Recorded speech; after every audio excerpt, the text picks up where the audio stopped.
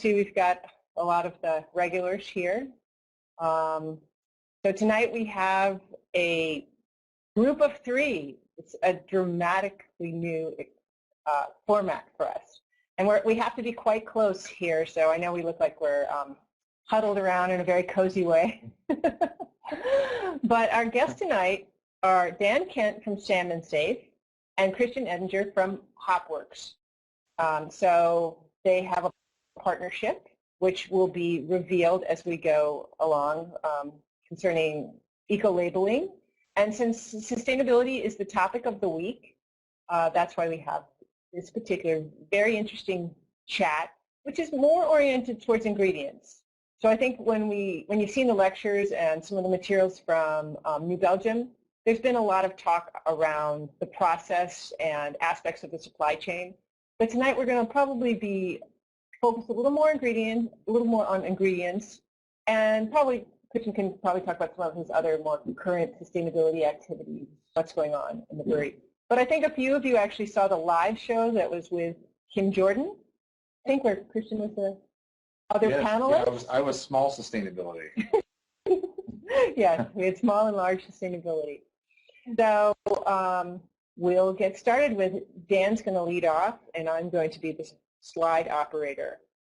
There you go. I'm ready. You can tell us a little of your history. We have some Hopworks beers tonight, which is None? Put yours under the table. Yeah, since I'm not supposed to be seen drinking beer. Cheers. Cheers. In the business of beer. Cheers. Very tasty. Okay. All right. So you can see the slides over in there. So again, I'm Dan Kent. I'm the executive director and co-founder of Salmon Safe. We're an environmental certification nonprofit based here in Portland. And we've been around for more than a dozen years. And Salmon Safe is a little different than most certification programs in that we came from a river and native fish conservation organization. So Salmon Safe came out of an environmental advocacy organization, really focused on inspiring water quality protection, inspiring habitat conservation, inspiring biodiversity enhancement. And that has been our mandate since our founding. We spun off from Pacific Rivers Council about a decade ago. We're now an independent nonprofit organization. Our core project from the very beginning of Salmon Safe has been working with wine growers across the Northwest, starting in the Willamette Valley and then expanding out through the Columbia Basin in Washington up into British Columbia, starting with just a handful of innovative wine growers in Oregon. We're now working with 290 years of the region. And in the Willamette Valley, for example, close to half of the vineyard acreage is Salmon Safe certified. And that project is really our flagship project, and our flagship in the marketplace inspired this work with the brewing industry. We were approached by Deschutes Brewery, and we could jump forward a slide now. We were approached by Deschutes Brewery a few years back with the idea of Salmon Safe working through their supply chain and looking at the hops they were sourcing from Oregon and looking at growing practices. And that really inspired this project, partnering with hop growers in the Willamette Valley and now hop growers in Yakima, focusing on pesticide reduction, focusing on increasing riparian buffers on streams, irrigation efficiency, looking at landscape level biodiversity conservation in hop yards, a whole range of watershed impacts from hop growing. And then at the same time, we've been working with the early adopter craft brewers, including Hopworks and Deschutes and a handful of others, to carry this message into the marketplace. And an example is the new Salmon Safe IPX from Hopworks, which was launched this past summer, carries the Salmon Safe logo right on the front of the bottle, which is where we like to see it. Yeah. So again, working with the shoots early on, and that really got us started in terms of outreach to hop growers. And we find, in terms of working through a supply chain in a particular sector, like wine grapes or hops, or really any crop, it's hugely powerful if the buyer, and in this case that's the brewery, if the brewery is asking for the certified product, that really changes practices on the ground. It sends a signal to the landowner that there is a market. They're having to take additional risks. For example, reducing pesticides, using less harmful pesticides, spacing out pesticides that are harmful to fish. Those are all things we require for salmon safe certification. A lot of our growers are organic, but many of them aren't. They're using integrated pest management. Whether a grower is organic or using integrated pest management, we require that whatever inputs they're using, naturally derived like copper, which is very harmful to fish, or synthetic, either way, we're looking at all of them and requiring that they phase out inputs, again, that are harmful to fish. I thought I'd turn it over to you to talk a bit about the rollout of Salmon Safe IPX. The Salmon Safe IPX program is about 18 versions deep at this point. Centennial's been one of our biggest successes, utilizing soy farms in the Yakima Valley, as well as Goshi down the Willamette Valley, Rio Goshi's farm, to supply us with wonderful, delicious, citrusy, piney with a nice alpha acid content salmon hops. So there's a picture of Ryan on the board there. Like I said, we basically keep a neutral malt bill and then rotate the hop variety around. And it's been a real great scientific experiment for us to just figure out organoleptically, that's like our sense of taste and aroma, find out really how many varieties we like for blending purposes and other things. So Centennial is a perennial favorite. It's really responsible for launching the modern flavor of craft beer, which is style in the state of Oregon.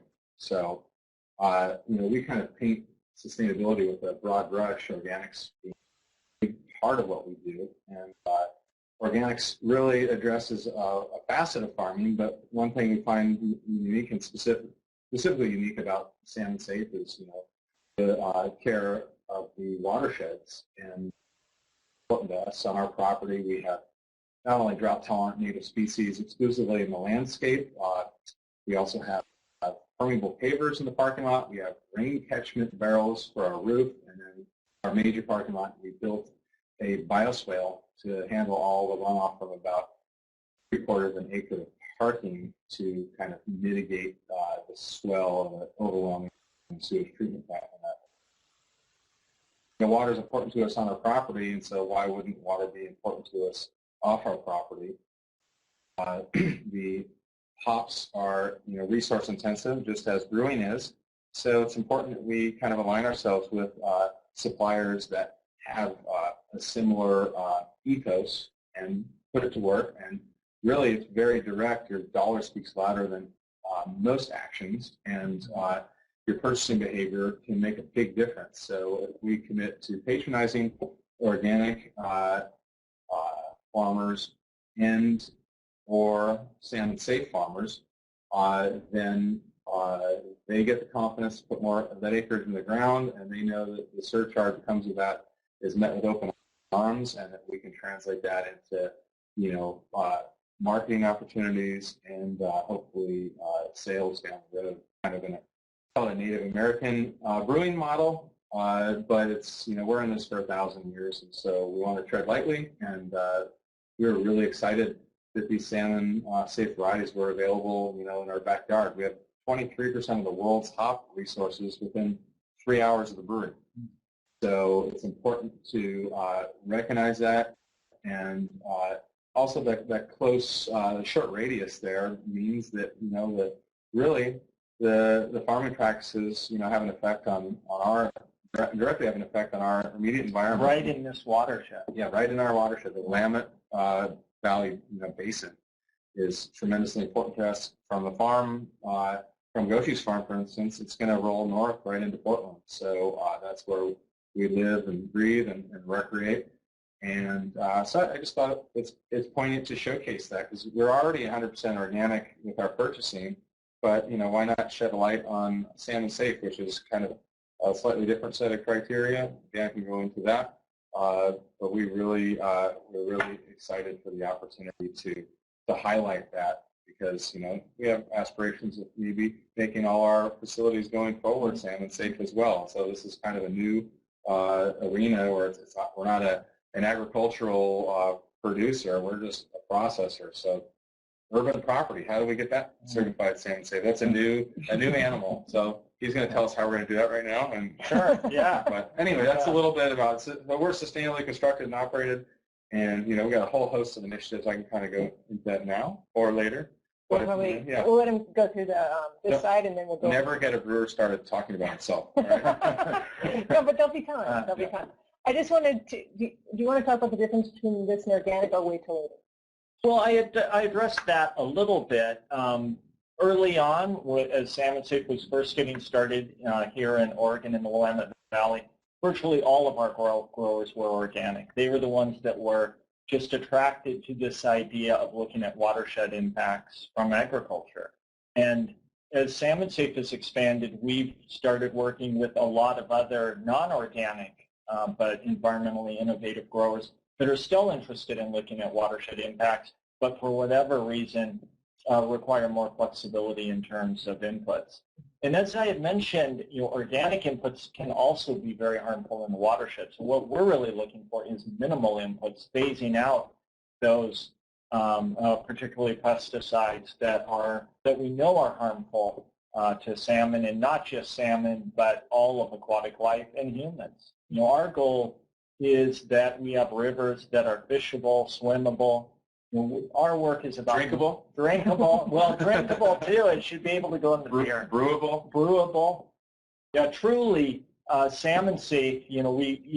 Salmon are the icon, but really, we're about reducing watershed impacts. That's our goal, and really, getting landowners to think and land managers to think about whatever decision they're making that day, to think about what happens downstream from that decision.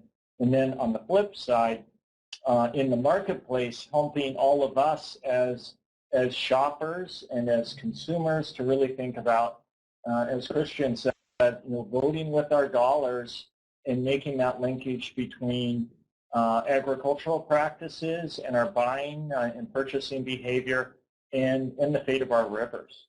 That's really the goal.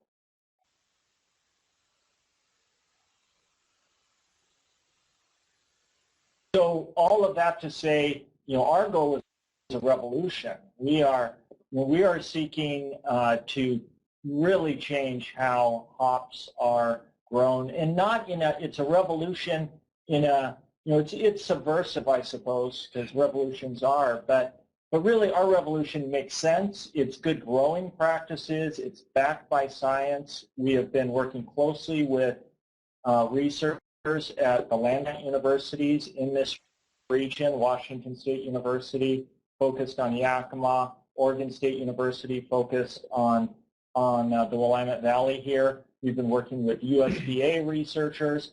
All of the Salmon Safe growing practices, all of the protocols are backed by the latest research. So it's really, in a way, our work is simply inspiring growers to think about picking up the latest science and applying it on the land. Not applying it. Or not applying it. Well, applying the science, which might mean not applying anything, yes. Do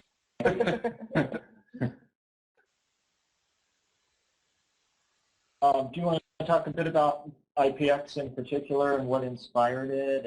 Yeah, so the single hop series, it's about 6.0% alcohol, 60 IBUs. IBUs is kind of a parts per million expression of milligrams of isomerized alpha acids in solution, but really it's intensity of bitterness more or less. So we try and keep the bitterness consistent, the malt presence consistent, and let the aromas and flavors of these distinct varieties express themselves.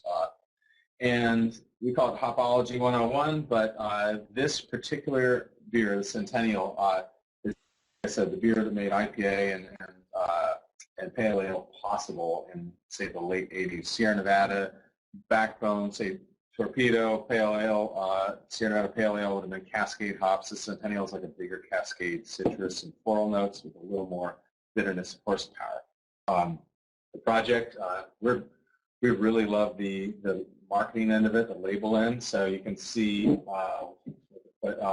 know, we give a nice description of what Hopology 101 means. We got a little scientific formula of hops, and then we change the logo and the color every time to kind of showcase the variety. But very simple project, and sales have really shown me that it's a very viable platform, you know, to kind of play with.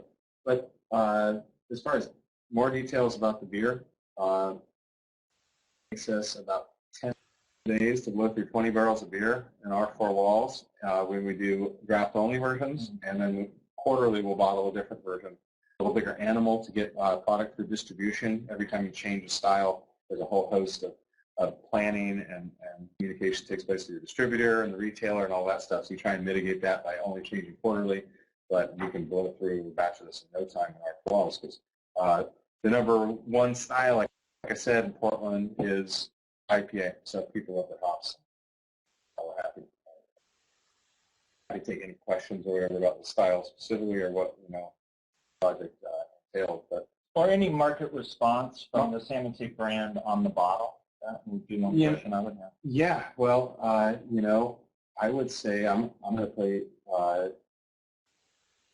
you know, well, it's an educational battle. I don't think the public knows a lot about that because you're marketing to farmers, right? Yeah, primarily. Yeah, so not the end user. This is probably one of the few times that an end consumer is going to actually have a chance to interface with the logo, learn a little bit about it, and take the deeper dive. So I'm a big fan, especially after seeing the Dalai Lama about 6 months ago. Right. Dalai Lama He spoke very highly of education and how educated people tend to make better decisions, and you know, putting the fate of the world in educated or uneducated hands, I put it in educated hands.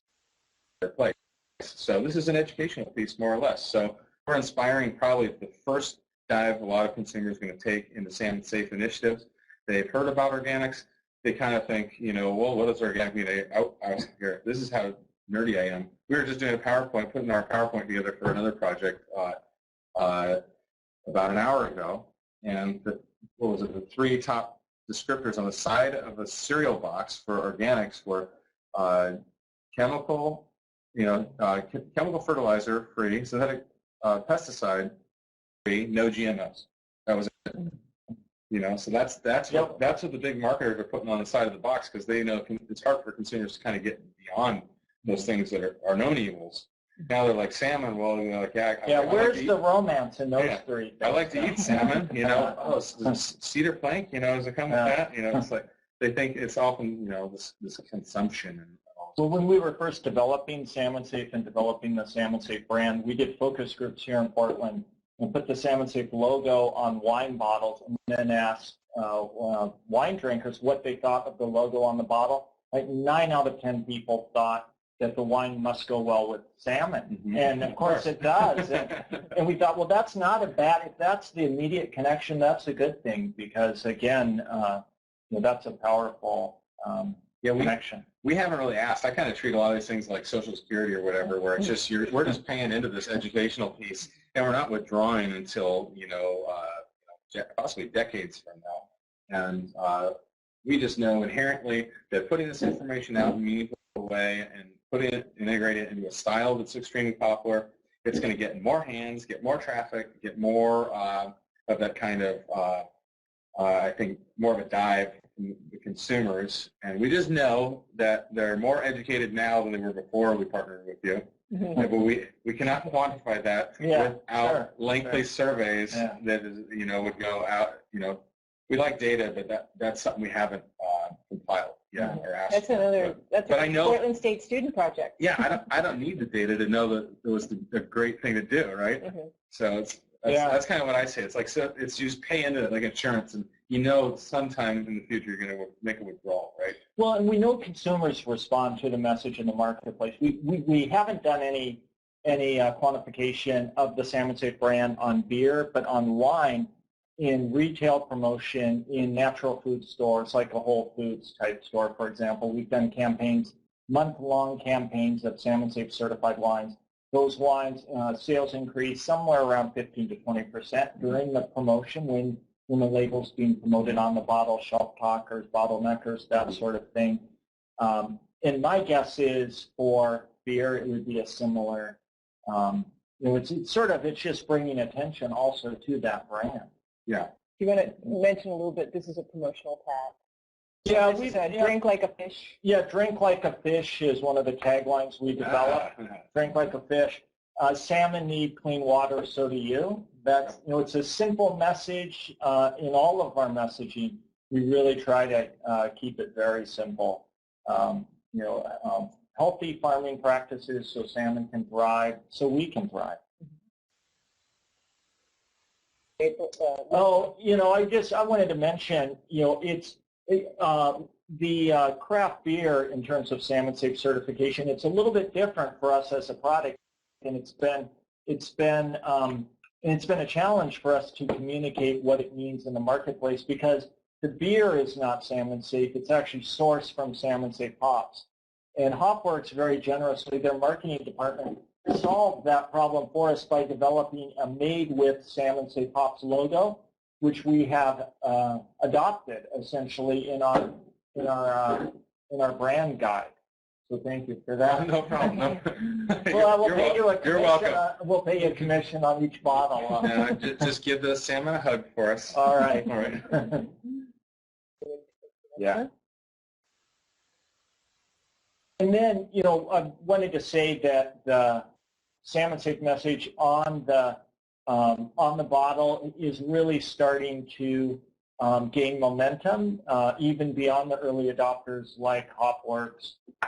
We're seeing it increasingly. This is a beer just released this month from New Belgium, from their Fresh Hop series, Hop Kitchen series.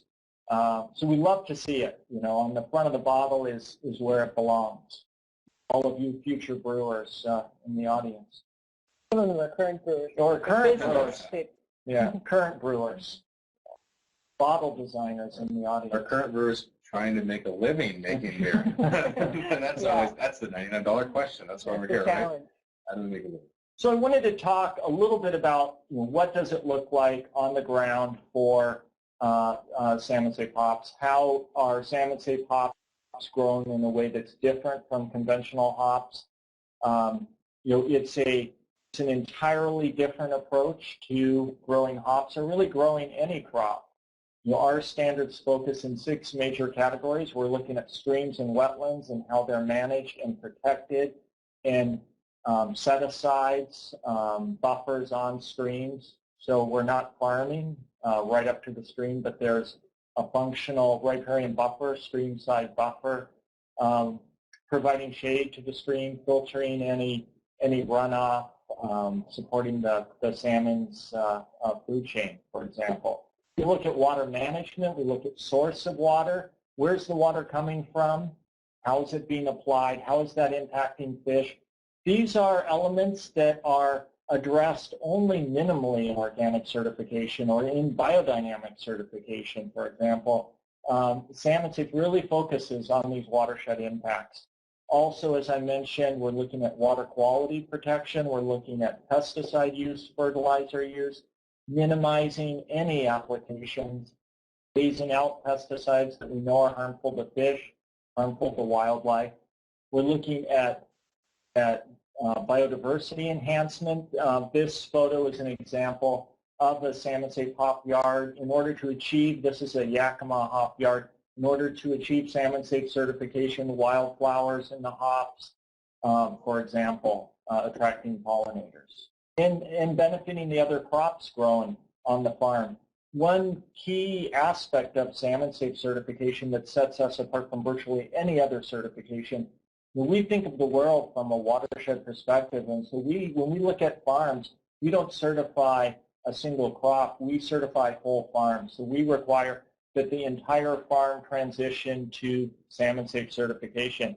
And in the case of hops in the Willamette Valley or Yakima, that has transformed thousands of acres of non-hop agriculture. In order to get the hop certified, we have growers that will change how they farm other crops or even change the crops they're growing to lower input crops. And that's, to me, that is where the impact happens. It's at a landscape scale.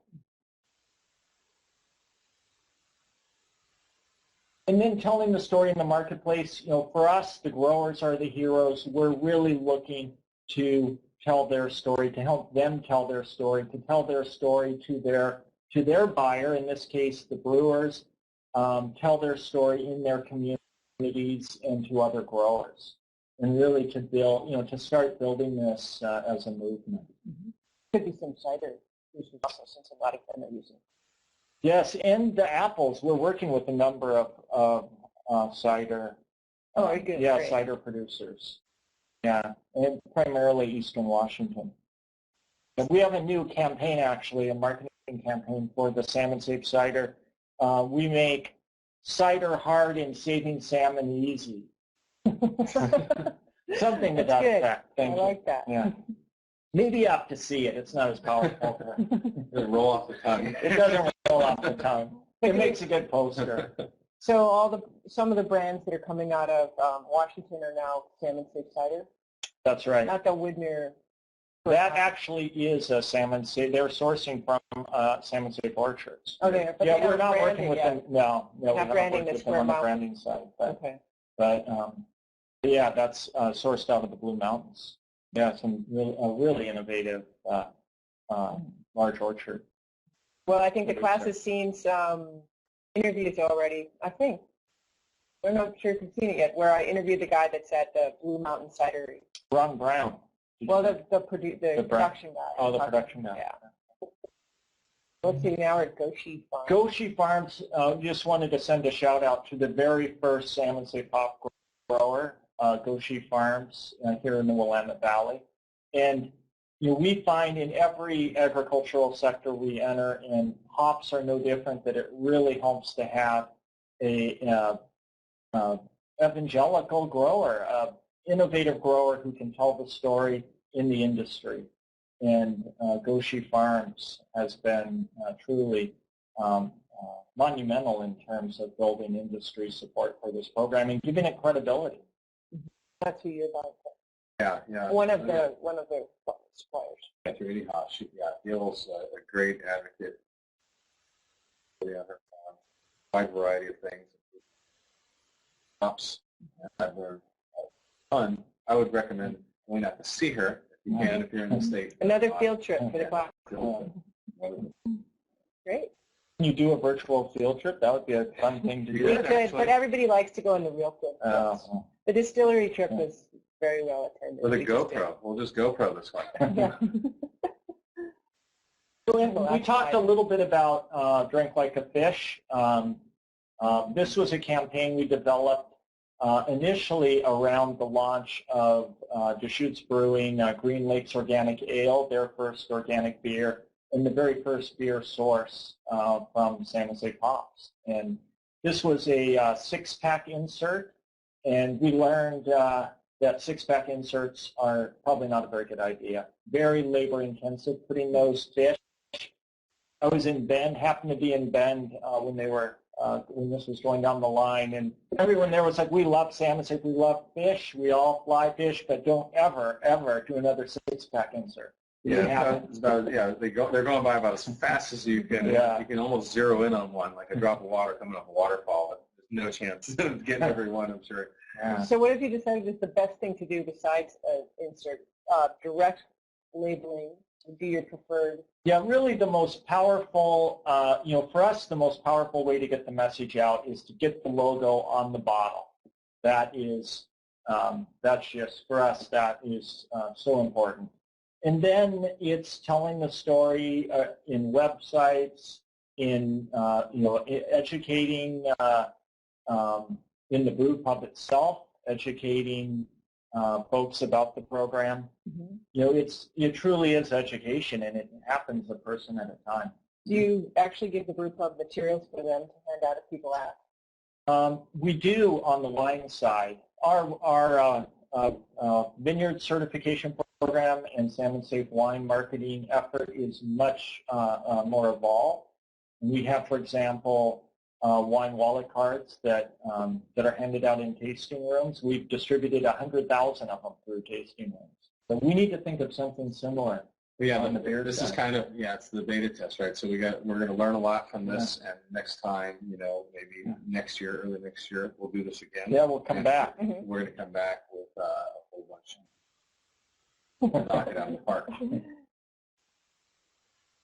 So I guess we're going to open it up for questions now. So if you guys would just indicate who you have the question for.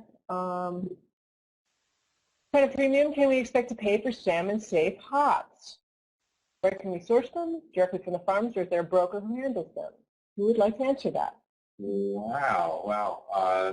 I think that's a good question. Yeah, it's a great question. The organic premium, it's usually a result of the lower yield. So you'll find that organic hops have about half the yield because they're not lumped up like conventional hops. You expect the price to be twice what conventional goods would be.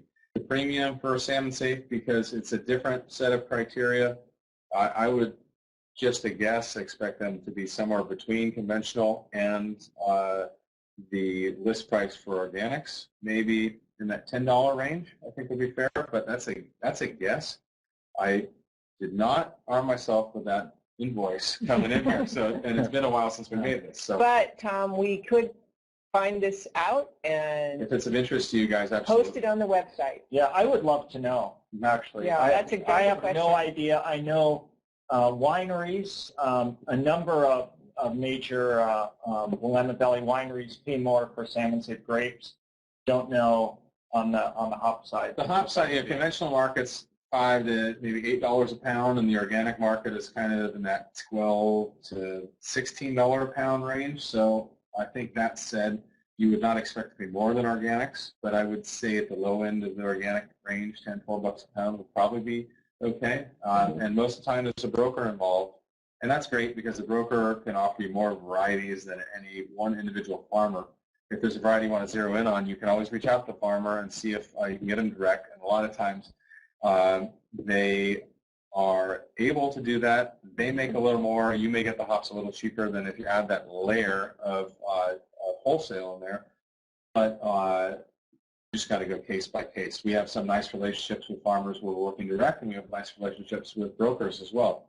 And it's good to keep your options open and be flexible. It's a noisy market out there right now, and so you got to be resourceful in sourcing these days. Mm-hmm.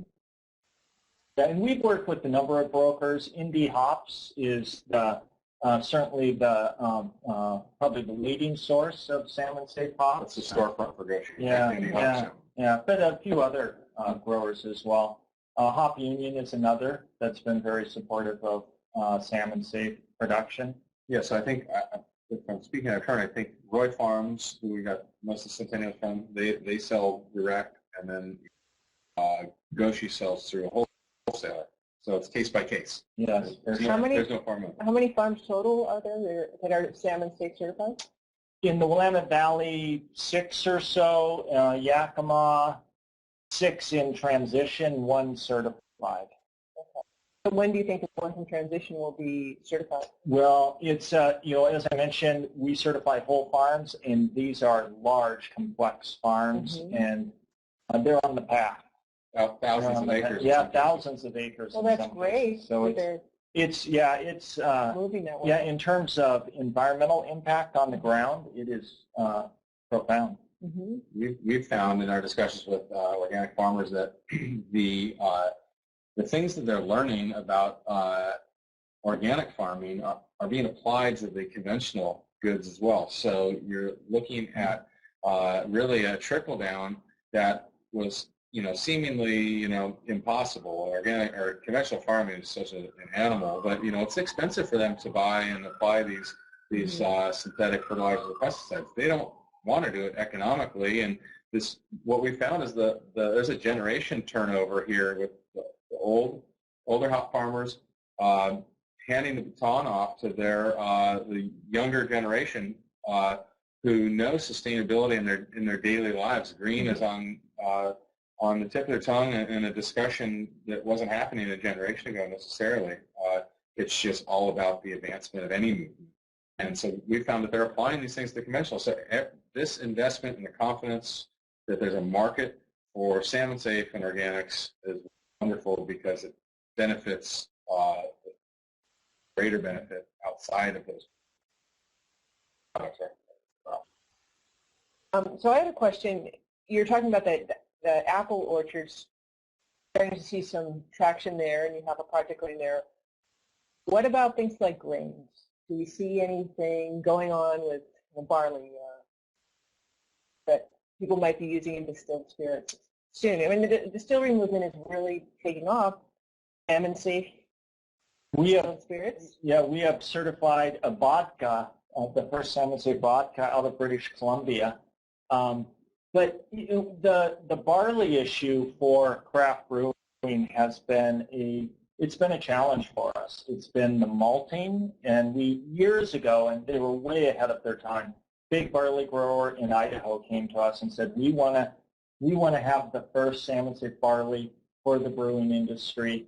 And at the time we were talking to Full Sail, they were super interested in this. Again, 10 years ago, we could not, they had 3,000 acres of barley that they could provide, and but the scale involved in the malting business is just it's so significant that even that wasn't enough. And then in recent years, we're starting to see the micro malting happen, and I think perhaps the industry is catching up, or the technology is catching up, but we're not there yet. Mm-hmm.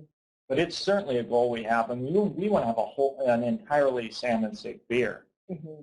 That's it. I mean, malting's been a problem for a while. So, Christian, you have a long question from Robinson here. Wow. Okay. I don't know if you guys are reading. He saw your talk. He's interested in. Should I read the question back? Yeah. Okay, Christian, in the panel discussion for Portland State of Mine, I really enjoyed the portion of the discussion where you and Kim discussed the innovations you were using for sustainability of the brewing process. In particular, I was really interested in Kim's innovation, wort warm by recycling it instead of heating the whole thing. What, if any, brewing innovations are you working on? And if you're not working on any, do you think there is value in pursuing these types of innovations? Absolutely. I'm working on designing a new brew house, which would be installed, for 18 months or so. Mm-hmm. There's some interesting work being done by Alaskan Brewing, where they're taking their spent grain and drying it and then burning it to create steam in their boilers. So I'm really fascinated by that technology, using a renewable material like grain, which has an annual cycle, to raise steam, which is one of your biggest energy inputs.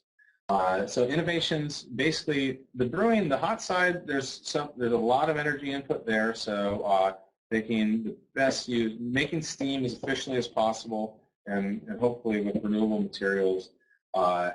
And then looking at things like boil times. 90 minutes has been a standard boil time for years and years and years. But really, there are other things to study, like S-methylmethionine reduction, just to geek out on some of the chemistry. But energy inputs, you have three major metrics going in, intensity metrics going into brewing. You've got gallons of water per gallon of beer, kilowatts of electricity per gallon of beer, therms of natural gas per gallon of beer. So no matter what you look at, you got to get a baseline where you're at, so you can kind of study your opportunities going forward and look for the low-hanging fruit always. So I would say we're always looking at energy reduction. In our pubs, we just went with an LED upgrade in our entire restaurant operation, 80 bulbs, huge gain there. We built a new 20 by 40 walk-in cooler with a $1,000 electronic thermostat that immediately saves 25% off the power bill going into that box. Biggest thing we're working on upcoming is going from a 20-barrel, 3-vessel brew house with a direct fire kettle, which is 65% efficient. And we're going to go to steam, and how we raise the steam is an issue, and the way in which it's applied, and how the duration application. Those are all things we're studying going forward. But about 18 months, I think we're going to make a major a major step there. What size brew house are you going to? We're going to go to a 40-barrel 4-vessel. And you're still going to brew the same cycles that you are now, 4 times a day. Yeah, we're doing 4 times a day, and so we've done pretty well with water use. We're about 4.5 gallons per gallon of beer. Budweiser on the side of their building in Fort Collins is like 3.25 gallons. I mean, that's about as low as you can get. And so it's important when you're designing buildings to separate your water meters from the restaurant use if you're a brew pub, so you can dial in on the water use for the pub, having separate waste streams with sampling ports so you can analyze what's down the pipe. The city will tell you exactly how much water you're using every month, so you're going to scrutinize that. Sewer fees are very expensive. Electricity is very expensive, and gas is very expensive. So we're setting all those things. We're good on water. Power I feel pretty good with T5, T8 bulbs everywhere, all the electronic thermostats on. I now have 4 walk-in coolers with the state-of-the-art technology, strip curtains, thick freezer boxes, and insulated floors with thermal breaks under the slab. That is the target, and variable speed drives on all your electric motors. Just look at your big energy sucks. The refrigeration, your glycol chiller, that's another big one. That was one I mentioned during that talk. So I mean, I could go on and on, but yeah, we're absolutely looking at these things every day. The next horizon for us is our demon of the kettle. Mm-hmm. Other questions from the audience? Thinking of questions?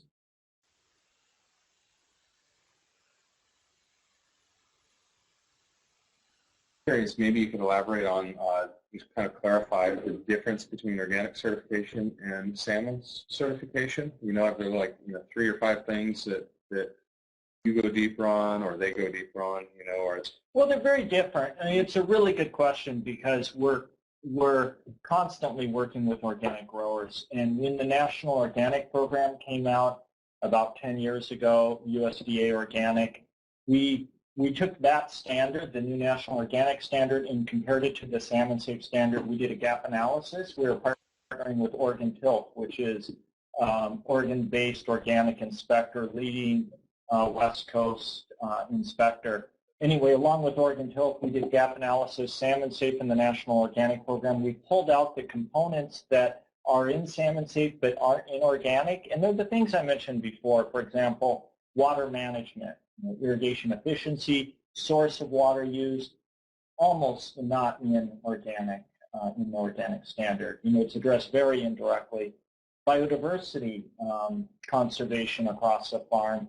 It's in the National Organic Program. It's not explicit. They're not inspecting for it. You can be certified organic and not be promoting wildlife habitat, pollinator habitat, for example, across a farm, corridors for wildlife through the farm. So those were the kind of elements that we pulled out, and we developed an overlay certification, because one thing we find is that landowners have a lot of fatigue with inspection, assessment, certification, especially with all of the food safety scrutiny with agriculture now. So we developed this overlay certification that's administered by Oregon Tilth, so that an Oregon Tilth certified organic grower can be Salmon Safe certified in the same visit. They can be national certified under the National Organic Program. Then it's sort of an organic and beyond. We don't call it beyond organic because there's a lot in organic that isn't in Salmon Safe. We sort of think of it as an organic and beyond overlay. And so for growers in a single visit, they can get both certifications. And then at the same time, we've worked with the national organization called Wild Farm Alliance that we were involved in starting up. It's based in California. We've been working to influence the National Organic Program to explicitly address those biodiversity conservation elements. And the National Organic Rule changed last year, and more of that is now being addressed in organic agriculture. So the trend, it's been a battle for the last 10 years to keep organic strong and rigorous and meaningful. And the good news is, at least in that category of biodiversity conservation, the rule is actually stronger today than it was when it was developed. And our goal would be to get organic robust enough that you wouldn't need a Salmon Safe overlay. What about, you had a partnership too with the live in terms of the certificate. You could be live and salmon safe. Yeah, I mean, you've been very good at that's sort of combining things so people don't have as much complexity when they're a grower. Yeah, thanks, Molly. That's a good point, too. LIVE is the Oregon Wine Industry's sustainability certification program based on a European Swiss-based integrated pest management model. And we've done the same. Well, we've done it a little differently in that case. We took the two standards, compared them in a gap analysis, and LIVE simply adopted all of the salmon safe content that wasn't in their standard. So in that case, it's actually joint certification. Mm-hmm. And that's really enabled us to scale up salmon safe with wine growers in a way that would have been impossible if we were working independently. Mm-hmm. We really see salmon safe as sort of the common thread going all the way from biodynamic on one side and organic through the various sustainability eco-labels. It's all about clean water. That's we see that as the common element, and we occupy a unique niche in mm-hmm. terms of we're really focused on bioregional issues. We're focused on water quality issues, habitat issues. No one else is really doing that work. And Tom is wondering, can you be salmon safe but not organic? Yes, definitely you can. And we're working with a lot of non-organic growers that are using what's called integrated pest management for the most part, which is reduced inputs, and then we're looking at whatever they are using, phasing out any inputs that are harmful to fish. And then intensity, metric. It'd be neat if there was one application you can kind of look at how intense you want your sustainability initiatives to be, and you can meter it up, and you can be gold, maybe like LEED standards, platinum, gold, silver, bronze, We have thought of that, should we have some kind of, should it be a continuum, because we're really committed to continuous improvement in terms of landowners and in terms of our system and our standards. But we really feel like salmon safe, the name implies you're either safe or you're not. So it could be sort of beyond salmon safe, not quite salmon safe, but fundamentally, you're either having a effect in the watershed or you're not. That's a good question, Tom. Any other questions? Or you had some points I saw you scribbling some notes. Oh, I'm going back to go talk to my marketing director and see if we can knock the salmon safe thing out of the park based on what we discussed tonight. So. Well, let's do some billboards and bus sides. And let's go wild. Too expensive. Let's go viral. How about like a 30-second video of whatever we're doing. Massaging salmon and reintroducing them. We can do pro bono bus side, so we should. Oh, really? Yeah. No, there's nothing. I mean, the online, viral end of things. It's just could be opportunity there. I really see like a 30-second. That would be that could do it. That could be all you need. Yeah, it's so true. If it went out. Broadly. Yeah, Facebook, Twitter. So I had a question, because now we see that New Belgium is putting salmon safe on their bottles, and you think, is salmon safe? Do you feel like it's a regional thing to the Northwest, or that now you have New Belgium doing it? Why would they be interested in having salmon? Does that resonate with their typical customer? Well, I can't speak for New Belgium, but I can, I've talked to a lot of wine growers about their use of salmon safe messaging. I was on a conference call with a number of winemakers in the Walla Walla Valley of Washington, just a few months ago, and they were talking about how they're using salmon safe on the East Coast. They were talking in particular about the Miami marketplace and how the salmon safe message, they're selling to high-end restaurants, they're selling to natural food store chains, and they're seeing the salmon safe message resonates way beyond the Northwest, because sort of leverages that image that people have of this region as being wild and pristine. And I think salmon safe sort of captures that image. So for New Belgium, my sense is it's a way for them to tell the story of the hops in a way that is compelling, way beyond the salmon watersheds of the Pacific coast. Mm-hmm. That makes sense. If you can connect, well, you do directly connect the salmon with crops, and crops are all coming from. Other points? Other questions? Yeah, there's, I mean, sustainability for me, I think, you know, in all your operations, look at your power bills, start logging information, work on that, and, you know, inputs and outputs. That's what we're talking about on the farm, you know, inputs and outputs. And it's really important to fully understand that don't bring anything into your environment unless you know what to do with it, unless you can handle it on the way out. Unless it can be composted and recycled, don't bring it in.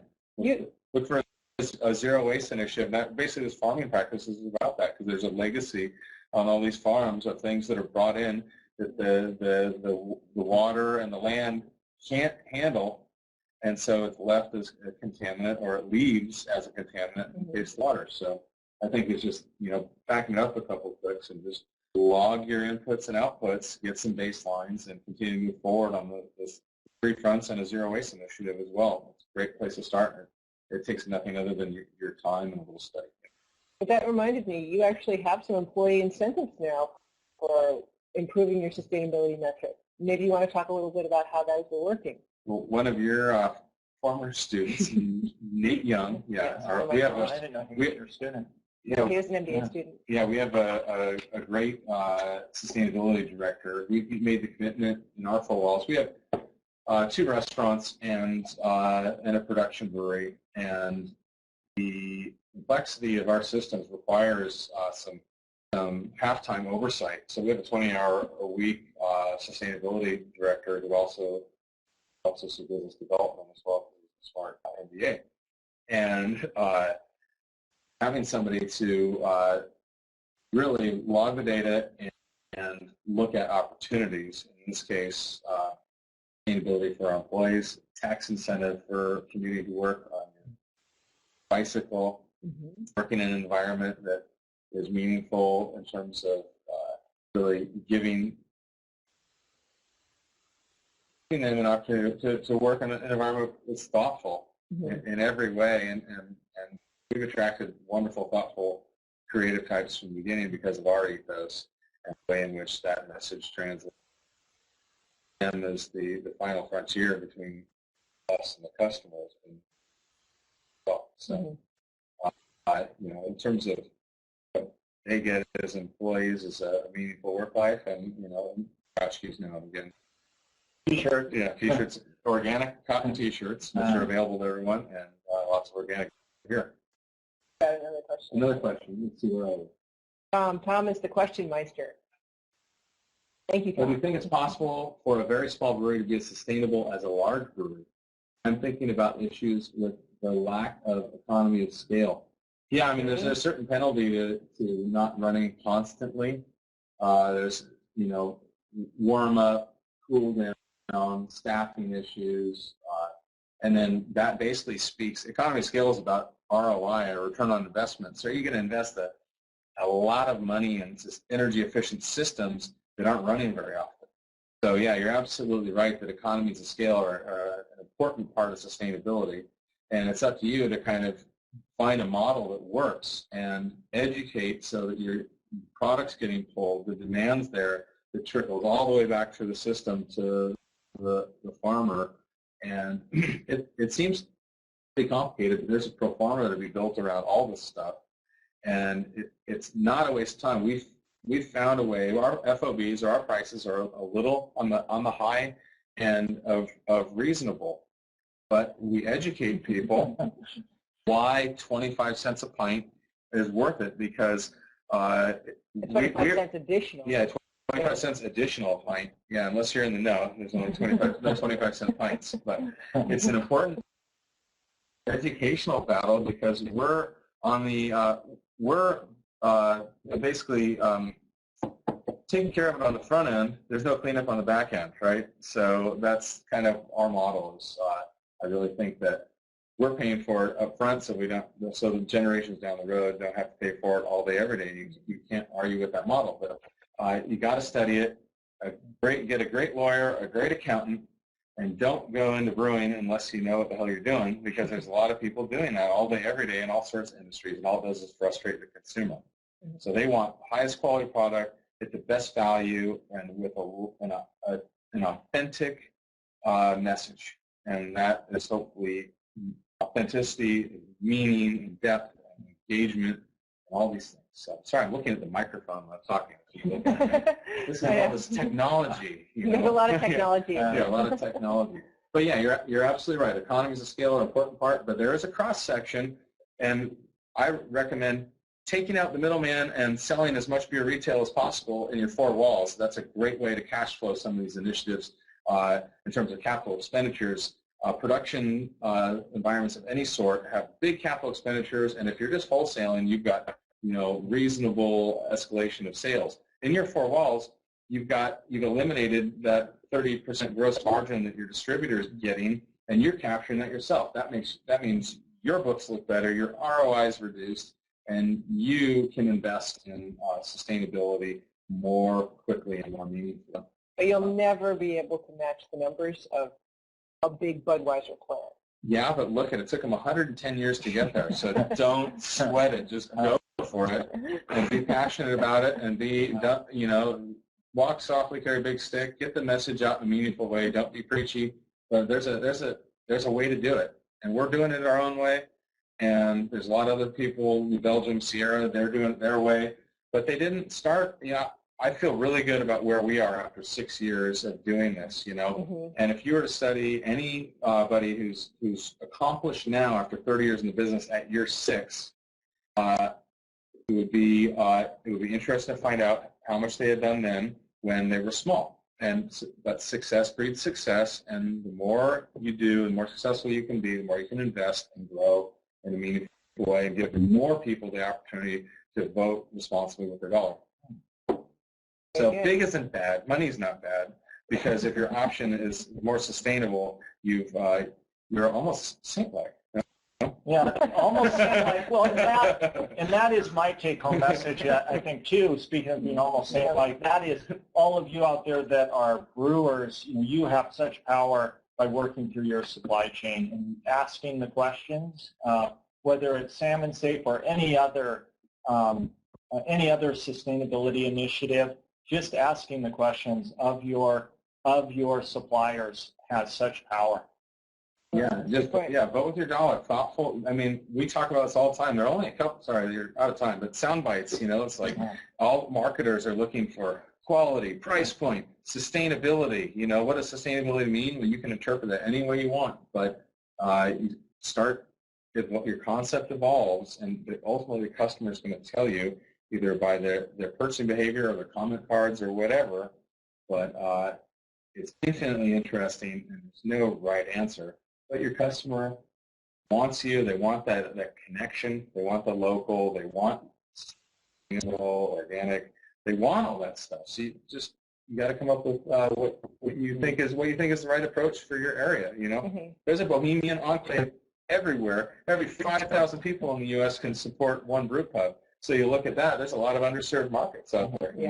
Because we have people here from a lot of different states. Yeah, start with the brew pub. Make it meaningful for your local community. It's never more meaningful than in your backyard. So if you run those numbers, is there room in Portland for more brew pubs? Yeah, just in our one last minute. There is room for. I think competition's good to a degree, but if it starts to detune if you've got a lot of idle equipment out there, and a lot of idle space, it's not very sustainable. So No, for sure. Well, on that note, I want to thank our guests tonight, Christian and Dan, for a very entertaining session. And thanks for the good questions. Thanks, you guys. Class. Yeah, thank you. Cheers. Yeah, come to Hopworks. Come out and enjoy some Salmon Safe madness, and get to know your local farmers. Thank you.